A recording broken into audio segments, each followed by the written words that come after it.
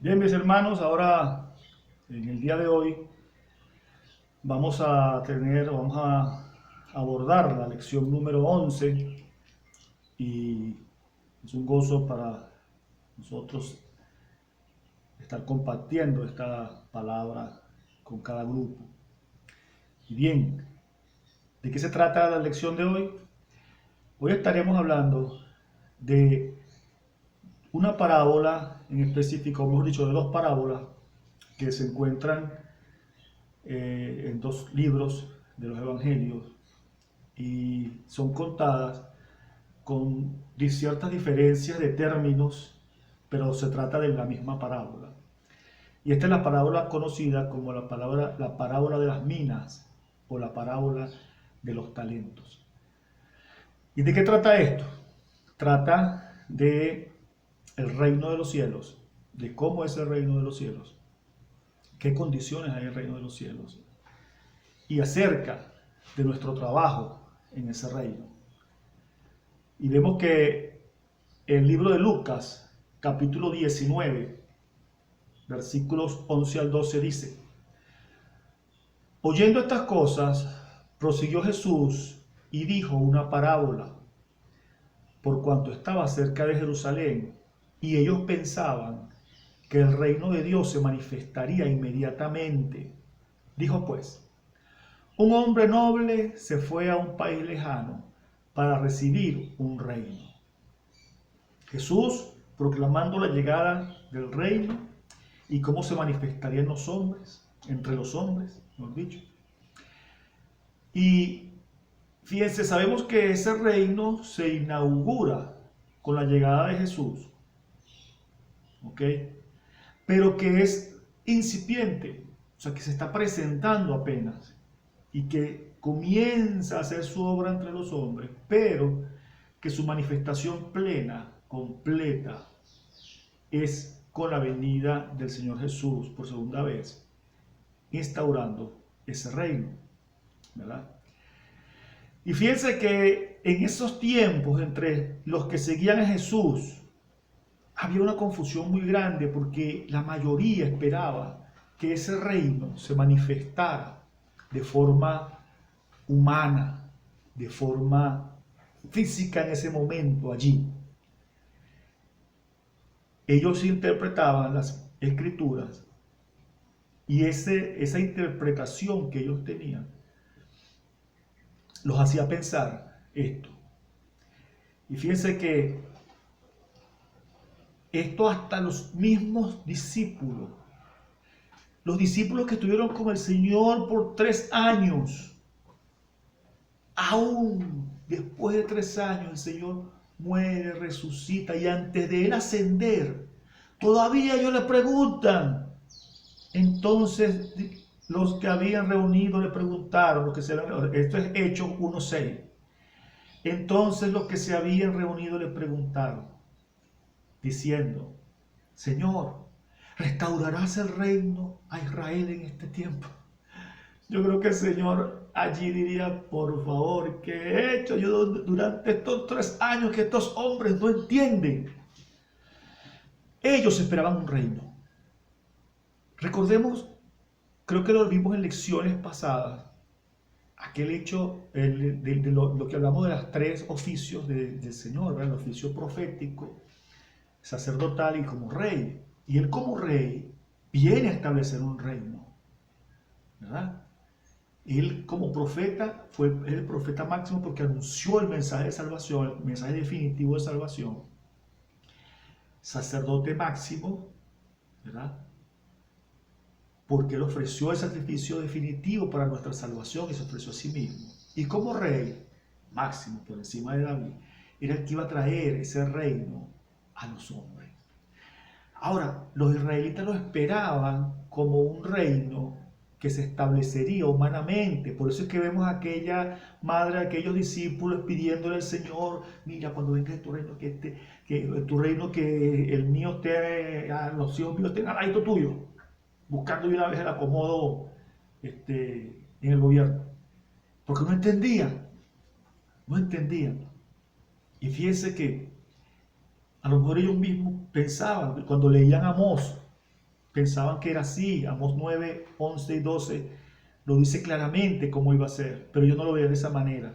Amós 9, 11 y 12 dice: en aquel día yo levantaré el tabernáculo caído de David, y cerraré sus portillos y levantaré sus ruinas y lo edificaré como en el tiempo pasado, para que aquellos sobre los cuales es invocado mi nombre posean el resto de Edom y a todas las naciones, dice Jehová que hace esto. Fíjense,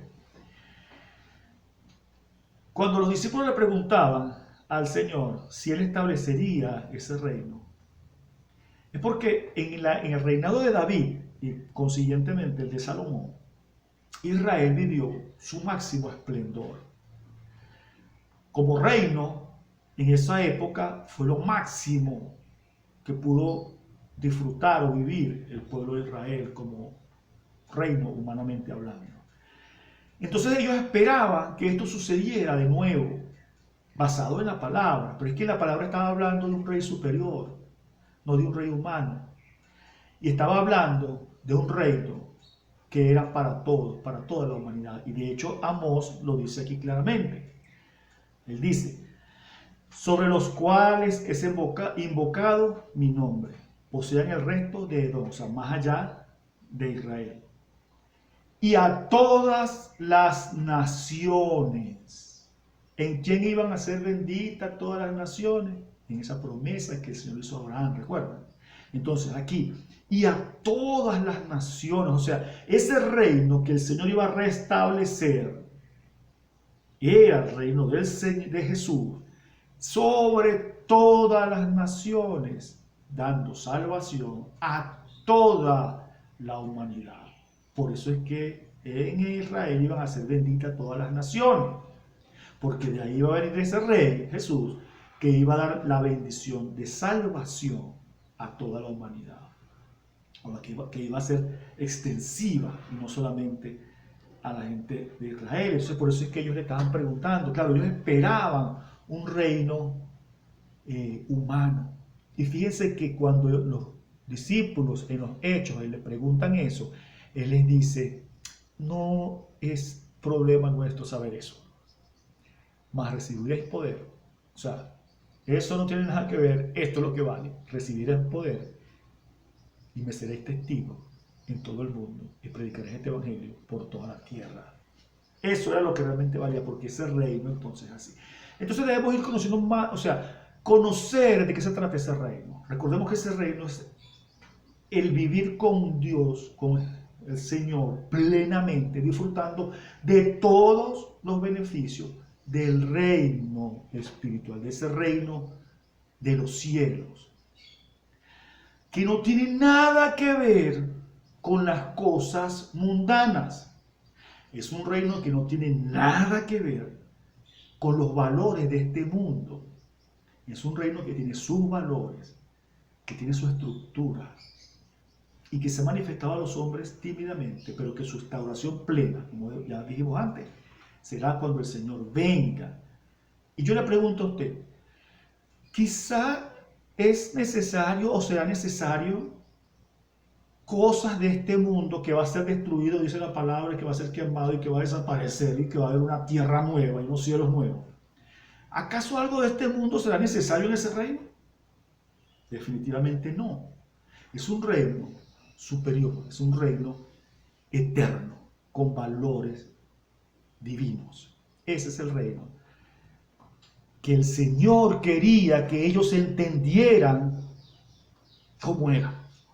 Y por eso Él les da esta parábola, porque ellos pensaban que eso iba a suceder en ese momento. Ellos pensaban que el reino se iba a instaurar allí. Por eso viniese poco gente detrás de Él. Y Él les dice la parábola para enseñarles, para hacerles entender de qué se trata ese reino. Entonces vemos más adelante que Él les explica a través de la parábola y comienza a contarles, ¿verdad? Y dice que llamando a los siervos, les dio a cada uno, ¿verdad? A uno le dio 10 minas, a otro les dio 5. En Lucas dice que le dio 10 minas a todos, ¿verdad? En la parábola de los talentos dice que le dio a uno 5, a otro 3, a otros 1, ¿verdad? Y él se va y regresa. Fíjense la enseñanza. Es un rey que les deja un encargo a ellos y se va a buscar su reino, porque este era dice la parábola que era un siervo, era un noble, ¿ok? Todavía no había sido constituido rey, era un noble que vino, le entrega a cada uno de sus siervos, vea bien, que eran sus siervos, porque incluso dice lo siguiente, que había otro grupo de gente que enviaron una embajada detrás de él para decirle que no queremos que tú reines sobre nosotros. ¿Quiénes son esos? Los que rechazan al Señor. Porque vamos entonces tomando cada elemento y dándole su valor. Porque recordemos, esta es una parábola que el Señor está enseñando. Entonces, Él está allí con los siervos. ¿Quiénes son los siervos del Señor? De ese noble. Nosotros, ¿verdad? Los que creemos en el Señor. ¿Quiénes son aquellos que no lo quieren? Los que lo rechazan. ¿Y quién es este noble? Jesús, que todavía no era rey en ese momento. ¿Verdad? Estaba acá. ¿Qué hace? Él deja un encargo a cada uno de sus siervos y se va. ¿Ok? En la historia dice, en la parábola, que este noble fue a recibir un reino. Entonces él va, cuando regresa, él ya es rey. Él viene como rey. Y entonces llama a sus siervos. Ven acá. Vamos. Denme ahora un informe de todo lo que yo les dejé. De todo lo que les encargué. Van siguiéndome. Un noble, Jesús, murió por nosotros. Ascendió a los cielos. Y él regresará. ¿Cómo regresará? Él regresará como rey. Recuerden. Sobre ese caballo blanco en victoria. Y él regresa, pero él regresa ¿a qué? Él regresa y pide un informe de lo que nos dejó en cargo. Viene a pedir cuentas. Entonces, ese señor, ese noble convertido en rey, regresa y es lo que le está explicando Jesús en la parábola. Y es lo que le quiere explicar. Todavía no es la cosa. Yo necesito que ir y regresar, cuando yo regrese entonces. Pero él dejó un encargo. Y ese encargo ¿cuál fue? Esas minas, esos talentos. ¿Y qué les dijo él? Negocien mientras tanto, hagan que eso crezca. Y yo vengo y yo regreso. ¿Verdad? Vemos que, como les decía anteriormente, que en el libro de Mateo dice que a unos dio 5 talentos, a otros 2 y a otro 1. Cada uno conforme a su capacidad. Y se fue lejos. O sea, el Señor entrega a cada quien según su capacidad el talento o esa mina. Cuando estamos hablando de aquí de talento, no estamos hablando de talento, de condiciones, de actitudes que pueda tener una persona. No, cuando hablamos aquí de talento es una moneda, una unidad de moneda. Y en el caso de mina, igual. Ellos iban a administrar eso que el Señor les había dado. Entonces veamos lo siguiente, que a cada uno le dio según su capacidad. Y muchas veces nosotros pensamos que es capacidad de talentos o habilidades que tenga una persona. Acá se refiere a la capacidad de que cada quien pueda desempeñar un trabajo, una labor o una función o una misión en unas condiciones determinadas. ¿Ok? Y lo vamos a aclarar más adelante. Fíjense entonces, a cada quien se le dio una responsabilidad. Este noble le entrega a sus siervos una tarea que cumplir. Él les entrega. Él no es que se los da. Vamos a ir poniendo también precisiones. Esa mina, ese talento, no era de los siervos. Ellos la iban a administrar. Eso no era de ellos. Ellos no iban a obtener beneficio de eso.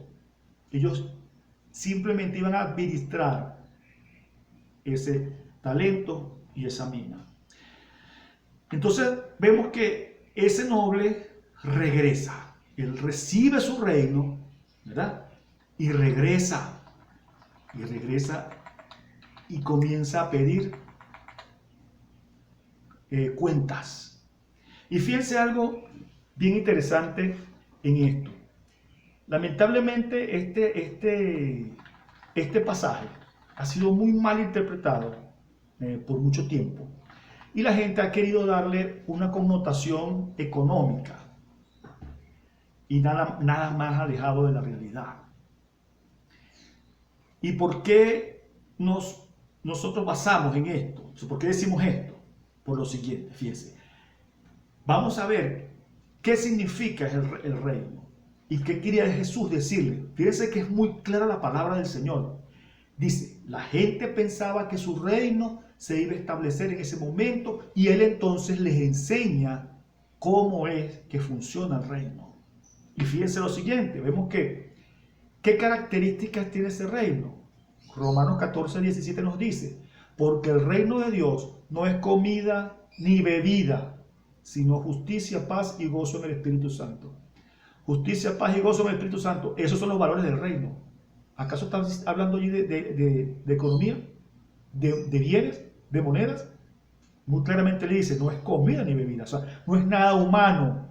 Ese reino no es terrenal, no es mundanal, ¿ok? Tiene otros valores. Primera de Corintios 15:50 nos dice, pero esto digo, hermano, que la carne y la sangre no pueden heredar el reino de Dios, ni la corrupción hereda incorrupción. O sea, nada de lo mundano pertenece a ese reino. Entonces, mal debería estar hablando el Señor de cosas económicas de este mundo, si el reino es de esa manera. Otro texto muy claro que nos da una idea es cuando el mismo Jesús, de niño, de muchacho, está en el templo y le dice a sus padres que porque lo buscan, que si no sabían que en los negocios del Padre era necesario para él estar. ¿Y acaso el Señor estaría negociando dinero? ¿Qué estaba haciendo él en ese momento? Él estaba conversando, hablando con los principales allí, exponiendo y hablando acerca de su Padre, ese reino, de eso que era el Evangelio. Entonces, ¿cómo podemos decir nosotros eso? Eso no es así. El reino del que Jesús estaba hablando allí es el reino de los cielos, que tiene un valor. Ahora, ¿cuál es ese talento entonces? ¿Qué es eso? Hermano, ¿qué va a llenar el reino de los cielos? ¿Quién va a ir al reino de los cielos? ¿A quién fue el Señor a preparar lugar?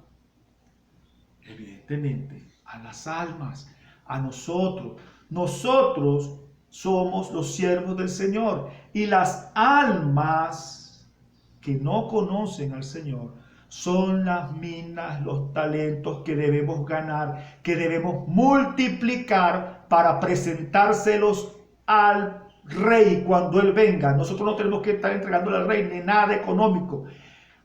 Tenemos que entregarle las almas. Aquí están. ¿Cuántas almas gané? ¿Cuántas almas traje a los pies del Señor? ¿Qué hice para el beneficio y la expansión de ese reino? ¿A cuántas personas ayudamos? ¿Por cuántas personas oramos? ¿A cuántas personas servimos? Pero principalmente es eso, el ganar las almas. A eso se refiere el Señor. Cuando Él está diciéndole que a sus siervos les dio un trabajo y Él va a venir a pedir cuentas a cada uno de esos siervos. Y fíjense bien que es a sus siervos, porque a los otros ya vamos a ver lo que les va a pasar. Entonces, el Señor viene, y en la parábola explica, ¿verdad? A sus siervos y les pide cuentas. Y unos dijeron, yo gané tanto, yo gané esto, y Él les dice, siervos fieles. Y fíjense lo que pasa. ¿Cuál es la recompensa que da el Señor allí? No les da una recompensa para disfrute de ellos. Les da más trabajo. ¿Qué hizo? Él pidió cuentas de un talento que entregó. Ah, como lo hiciste bien con esto, vamos a ponerte sobre más. O sea, más responsabilidad. Tienes capacidad para trabajar. Fuiste fiel en lo poco, ahora sé fiel también en lo mucho. Y cuando llama entonces a aquel que se escondió o que evadió la responsabilidad, ese siervo negligente, ¿qué pasó? Fíjense que él lo llama y este hombre de una vez comienza a dar excusas. Él comienza a poner excusas de que... Y entonces el Señor le dice, pero mira, aunque sea, hubiese agarrado ese talento, lo hubiese llevado a un banco y eso ganaba intereses. ¿Qué quería decirle el Señor? Algo tenías que hacer en el reino, no quedarte. ¿Qué hiciste? Escondiste esa encomienda que yo te di. Escondiste esa responsabilidad. Menospreciaste esa responsabilidad. La echaste a un lado, la despreciaste. Lo que te di, lo despreciaste, lo escondiste. Aquel que se avergonzare de mí delante de los hombres, yo me avergonzaré delante de mi Padre. Este hombre negligente fue y tapó todo. Tapó aquello, lo guardó. Si él hubiese por lo menos pensado en hacer algo, porque de repente pensaba que él no podía desempeñar semejante labor que el Señor le había encomendado, pero él por lo menos hubiese hecho algo, le dijo el Señor. Por lo menos hubieses intentado hacer algo, le dice el Señor Jesús. Y muchas veces, fíjense, voy a hacer dos apreciaciones aquí que a veces no es muy común oír y tenemos que analizarlo bien. Es lo siguiente: a veces la gente habla de su ministerio como algo que, como lo principal o lo único que tiene que hacer para el Señor. Y es a veces un poquito contradictorio oír personas hablando de que mi ministerio, bueno, el ministerio es de repente servir, mi ministerio es de repente recoger las ofrendas, mi ministerio es sacar las fotografías en una reunión, mi ministerio es tocar, mi ministerio es cantar. Con eso basta. No. Eso es servir al Señor, eso es servir en la obra del Señor. ¿Cuál ha sido la misión o cuál fue la misión que el Señor nos encargó plenamente a cada uno? Y por todo el mundo llevar el Evangelio a toda criatura. Esa es la misión de todos, hermanos. Lamentablemente hemos entregado ese talento a otros de una vez. No, que sea el pastor que predique, que sea fulano que predique. Todos y cada uno de nosotros estamos llamados a traer a las personas al Evangelio. Y fíjense lo siguiente: cuando el Señor le dice a este hombre negligente, pero bueno, chico, hubiese podido llevar, aunque sea eso, al banco y para que ganara intereses.